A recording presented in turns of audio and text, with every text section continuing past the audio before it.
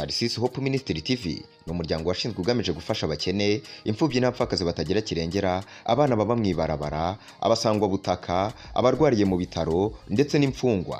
Nawe nimba hari umusanzu wifuza gutanga, duhamagare cyangwa utwandikire kuri izo nimero ziri kuri screen.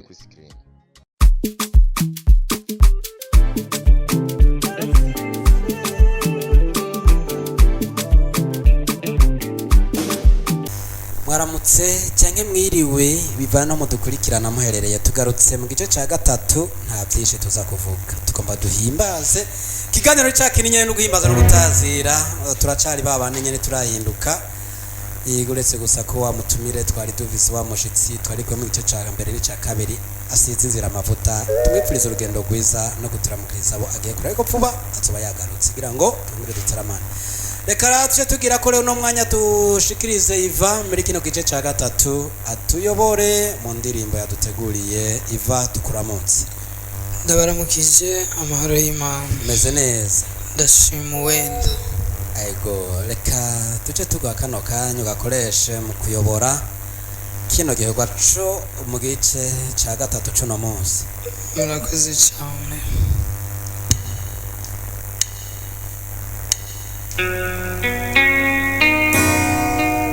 Turagushimiye Mwami, turagushimiye amaraso yawe, turagushimiye neza yawe Yesu.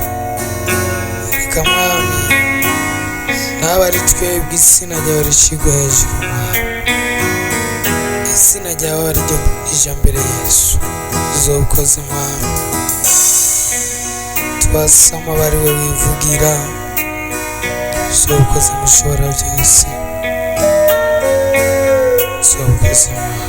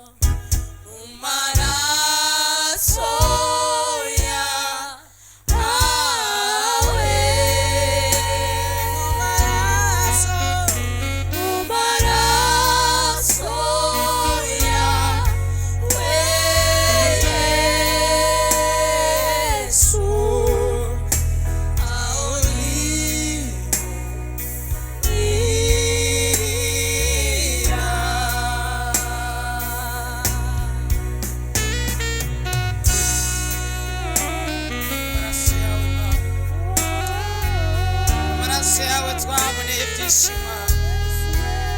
Erega mwami waraturinze uraturinda, natwe niyo mpamvu dushaka kwibera mu maraso yawe, dushaka kogamo iminsi yose mwami, buri kanya ibitugerageza tubiciye intege mu izina rya Yesu. Turahamagaye imbaraga zawe mu mitima yacu mwami, uzokoze mwami, uzokoze Yesu.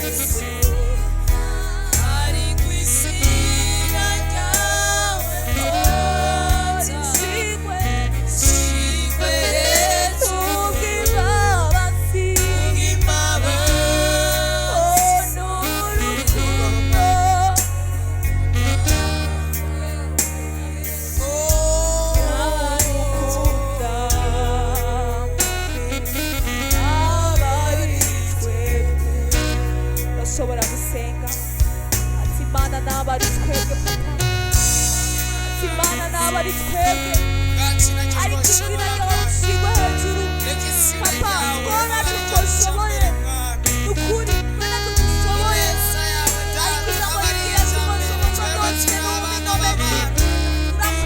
udushoboze ariko tunanirwa ariko turakwinjiza utwongera inkomezi izina rya Yesu Kristo Mana naba ari twebwe papa ariko izina ryawe rishingwe hejuru turaguhamagaye muri kino kibanza Mana cyambere na mbere banza konza utweze cyambere na mbere banza konza utwemere izina rya Yesu Kristo ntitwashobora kuririmba tutemerwa nawe ntitwashobora kuririmba papa tutemewe nawe ntitwashobora gusenga Mana tutemewe nawe ntitwashobora gusenga tutemewe nawe cyambere na mbere turakwinjiza utweze utweze udutunganye papa umusore wese ari ngaho umweze umugabo wese ari ngaho umweze amaraso yamubonekeko nakwinjiza utwirengagize wirengagize ibyaha dukora wirengagize ibyo tuvuga wirengagize ibyo akana kose tukavuga bitabereye turakwinjiza utubabarire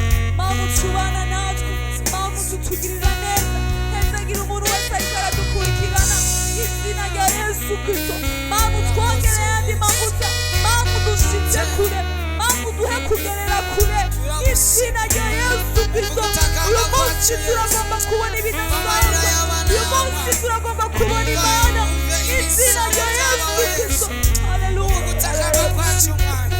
duhamagaye imbaraga zawe mu mitima yacu fasha buri umwe wese ari ngaho muri iki kibanza genderera buri mwana wawe buri mukozi wawe ari muri iki kibanza ibitakuva ko turabipasha mbere mu izina rya Yesu duhamagaje imbaraga zawe muri twebwe izina rya Yesu Kristo